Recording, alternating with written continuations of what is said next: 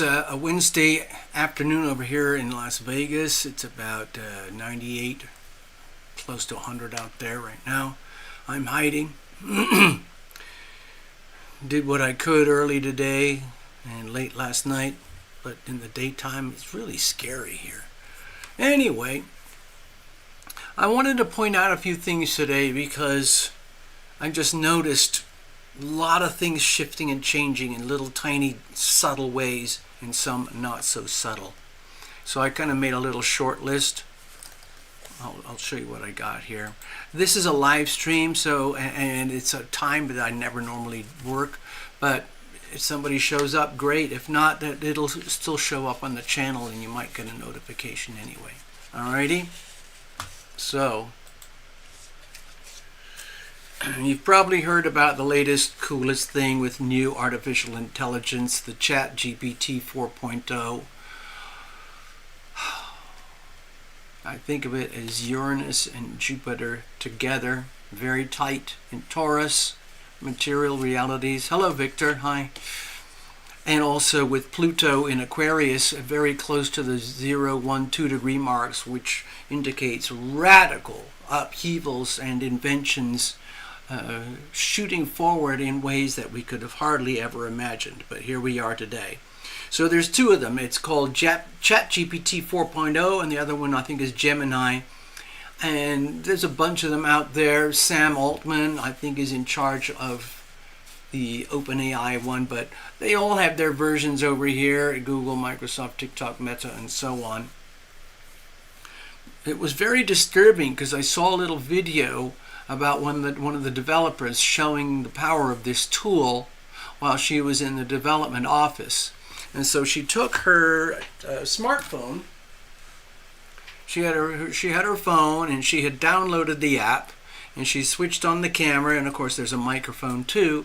And she was just, you know, showing the camera around, looking around the place, and she was saying, "What is the blue thing? Things like this, just things like this, to test the software. What is that blue thing that you see in front of you?" "Oh, hello, yeah. That's a ballpoint pen." "Oh, okay, cool. By the way, did you see where I left my keys earlier today?" "Oh, sure. They're on your other desk." "Oh, okay, thank you. Oh, by the way, I was doing some calculations earlier on a formula. If you look at the formula here, can you tell me where I'm going wrong and fix the number, please?" "Oh, okay, we got that here. Just put in this blah, blah, blah number. Okay, cool." I mean, it's freakish. It was absolutely, it was freakish. It was actually very disturbing to watch. It's beautiful because it's so powerful, but it's also very disturbing because you realize that this thing is just an app on your phone. It has ears, it has eyes. It collects data. It collects audio-visual data live in real time and processes it live in real time. It's just mind-blowing. Of course, in the background, it's a piece of spyware. And all the data goes back to the big servers over at Google and Microsoft and AI and Meta. And they, you know, collate all of this and just makes it more and more powerful. You have to remember, of course, at the core, these are corporations with products. And so there is bias because most of these corporations, as you know, they have a little bit of a leaning over to the left. So anyway, it was scary and beautiful, but you got to watch out now, because if you're going to start playing around with ChatGPT and Gemini on your phone, you have to understand you're giving away all your freedom and all your privacy. Okay, just mention that. Let me go back over here. Hold on. Get back to the stage where I can work. Okay. You probably heard about the assassination of the guy over in Georgia. Not the state of Georgia, but over there in the Balkans. That's pretty scary. I told you the violence was going to accelerate.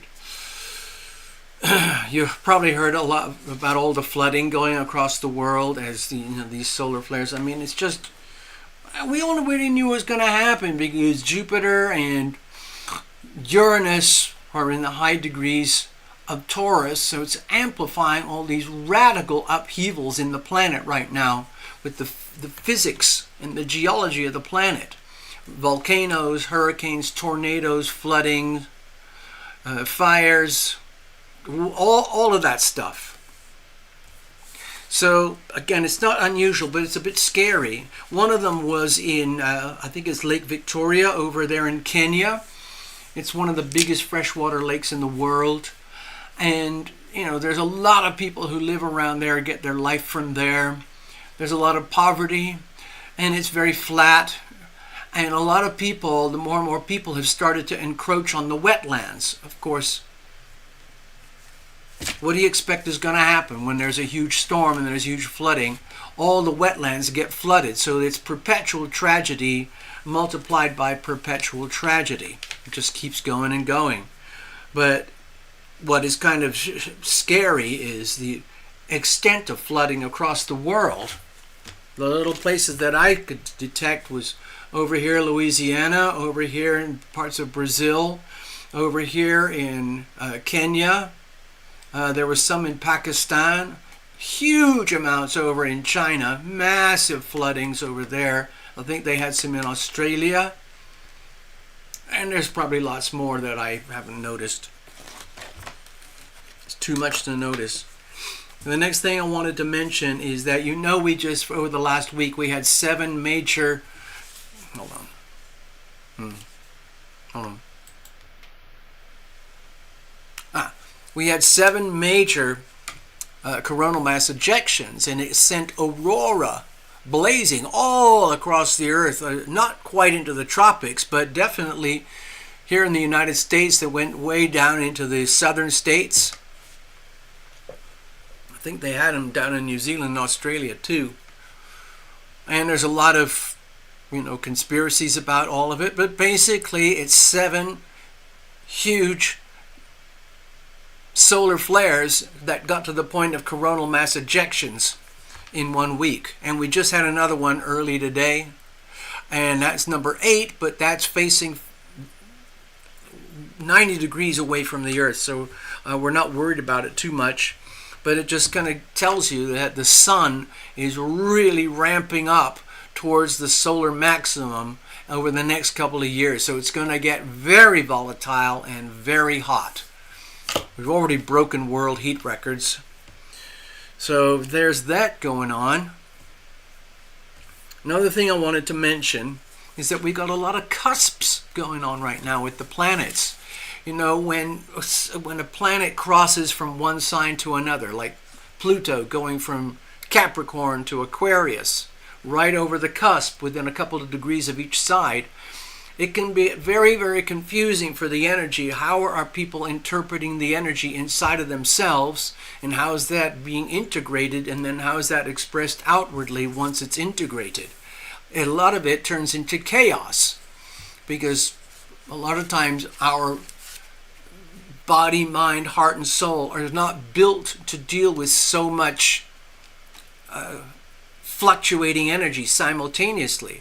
And right now we have Pluto, Neptune, Mercury, Jupiter, and right now today the Moon, right on the cusps of their whatever signs they're in, going into the next one.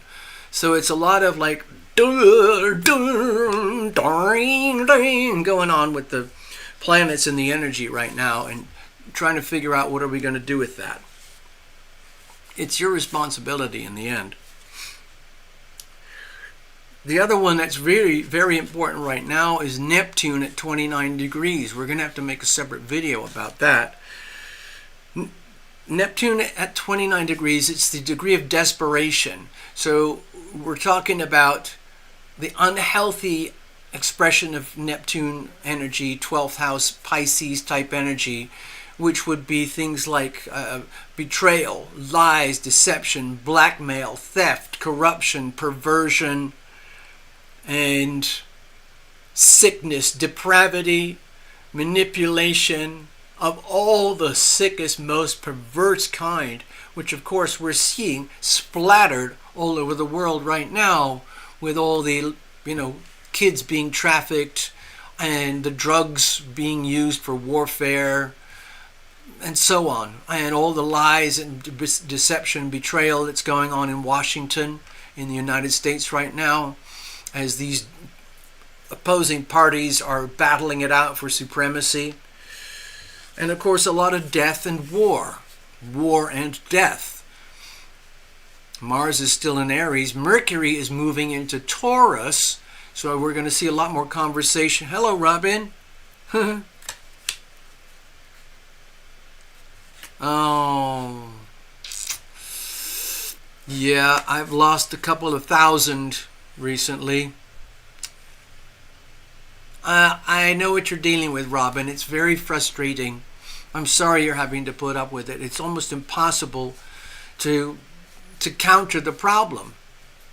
They have absolute, utter control over their platform. And that's how it is. If they decide they don't like you, or they want to, whatever it is, for whatever reason, they can make your life miserable. So anyway, with Neptune at 29 degrees, what I feel that we're seeing is desperation. All the people and organizations that operate and get their energy and their existence through betrayal, lies, deception, bribery, corruption, depravity, manipulation, blackmail, murder, disease, propagation, mass propagation of mass diseases, and fake cures for these diseases, and so on and so on. All the people, in other words, the elites who operate these systems, are at a point of desperation, because they're realizing that more and more people around the world are waking up. Thank you, Pluto and Aquarius. People are waking up to the fact that they're being undermined by very nefarious powers at the very, very top of the pyramid, okay? And the elites, in their desperation, they are doing everything they can to push their agenda as far as they can, as fast and as hard as they can, to impose it on humanity before they get completely outed and undermined. There is pushback happening. We talked about it yesterday. I believe it was yesterday, with the World Health Organization putting its agenda out there. And instead of calling it a contract or an agreement or a treaty, which sounds too legally binding, they're calling it an accord, so that when the different countries sign on to the WHO, the World Health Organization agenda, the countries are effectively giving up their sovereignty and their power and control to one person at the top of the WHO. And with no effective contracts there in legally binding terms, the WHO can go like, well, it's just an accord.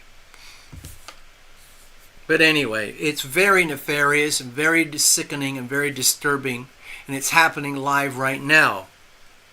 It's going to hover there for quite a while because Neptune moves so slowly, like Pluto. I think the other thing I wanted to mention was did I mention them already? The cusps. We're on a lot of cusps right now.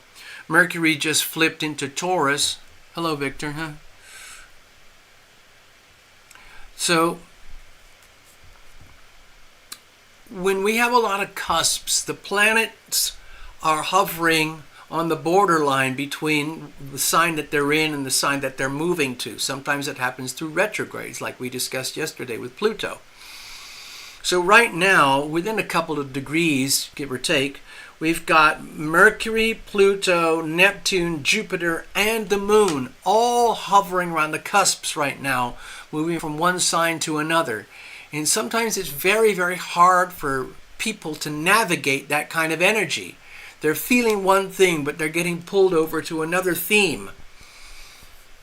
And so they can feel very, let's say, lopsided, or it's very easy to trip up, psychologically, spiritually, physically, mentally. It's very easy to stumble during these periods, okay? Now, we know about the Middle East War, okay? We talked about that. It's a complete obliteration, a total annihilation of that piece of land so that the new Dubai can be built with all the new oil and gas that's offshore from the people in that little tiny strip of land. They're just clearing the land. Okay, that means millions of people disposed. And both sides can justify the war, so they do it. And all the dead bodies and tragedy, that's just collateral damage. The developers have got to do what they do, and it's just like, well, that's just collateral damage. We're just clearing the land. So there's another thing. I just did a recording, but it didn't work, so I had to re-record it again. I actually read a complete interview from the Epoch Times, and it didn't record properly. And so it made me feel like maybe I shouldn't actually put it out there, because I realized as I finished reading it, there's a lot of material in there that this platform, YOUTUBE, probably wouldn't like to be put across. So I'll just give you a little sketch. There's a new book out, and it's called Disintegration Warfare. It's kind of a follow-up on these other two books about China and their unconventional, unrestricted warfare dynamics in how they conduct war. And it's very, very effective. They're doing an outstanding job. And the theme of this book, in particular, in the interview with the writer, the Epoch Times was asking questions, most especially about fentanyl and the United States border crisis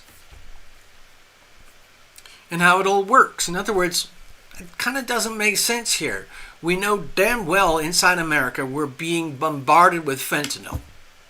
We know we're being bombarded with, let's say, forced immigration. Call it an invasion if you want. Okay, so why aren't we doing anything about it?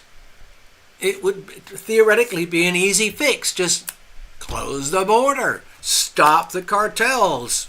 Duh. It's easy. We have the power. We have the weapons. But where is the will? Obviously, it's not there. And why is it not there? It's because Washington itself is compromised. I'll give you the basic breakdown. Everything that's happening on the border with the cartels a lot of it is funded and managed by the CCP. It's a racket. It's a business. It's one gang working with another gang to have a double duty prong effect on their perceived enemy, which is the United States. Their goal is to destroy the United States from within. So they're doing that by destroying morale. So they have different strategies and things to destroy our military by infecting it with these bizarre concepts to do with your gender. They're destroying younger people by flooding America with what appears to be Vicodin and Adderall, but is in fact fentanyl. So it's going out all over the place. Malaria is now, in fact, coming across the border. But the thing is, the way the book described it, is that at the background, there's the CCP. It's a war strategy.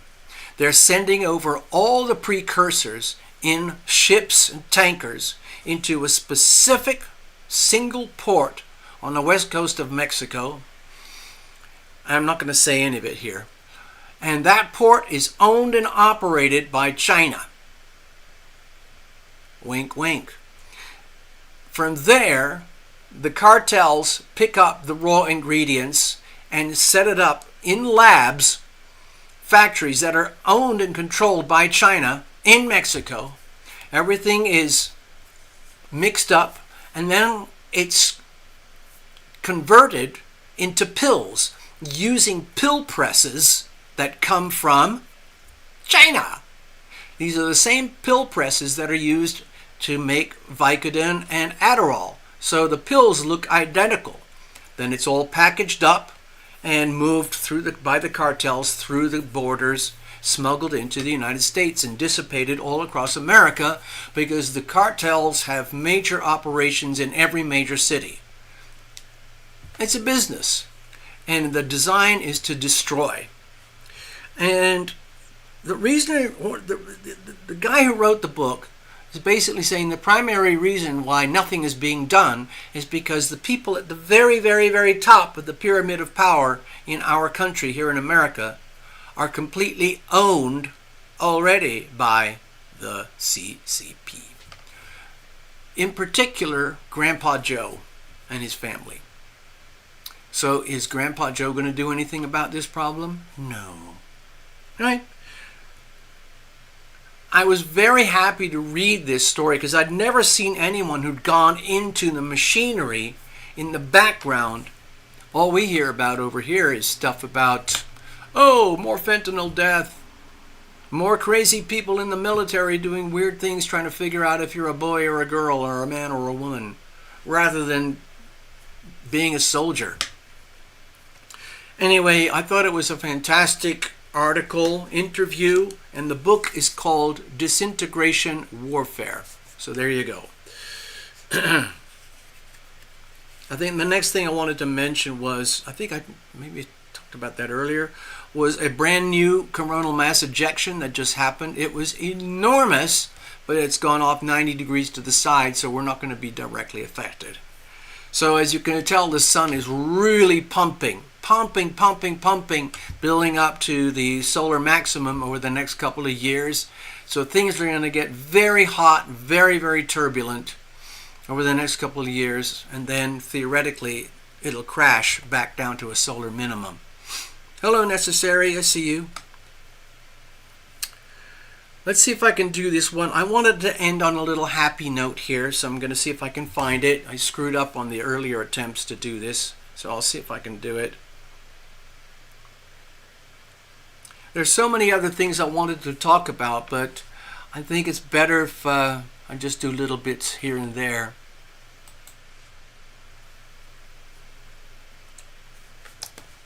All right, see. Here it is. It's about a baby dolphin. It's very short, and I'm going to show it to you, and you can hear it. Let's see if this works, okay? Bear with me.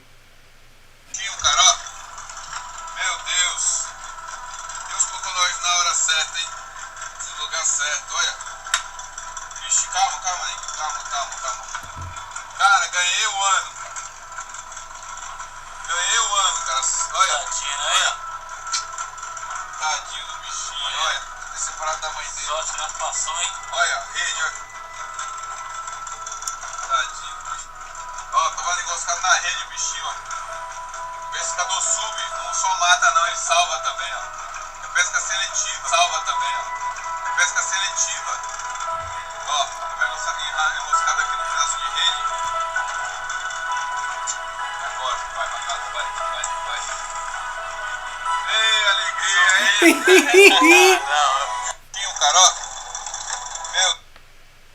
Isn't that just fantastic?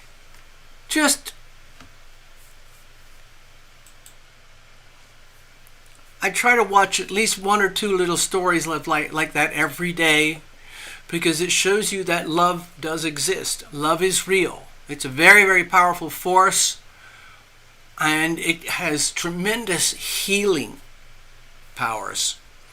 And that was just one random tiny little beautiful story. In fact, those kind of stories happen all day every day, but they're not very good for news, because most of the news is built up about all the really big, horrible, scary stuff.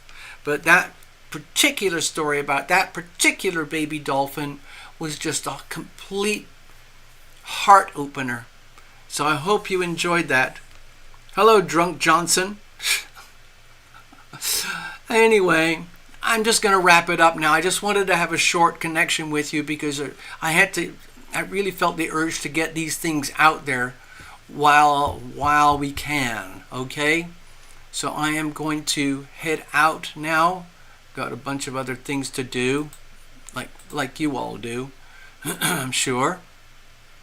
And we'll connect again soon, okay?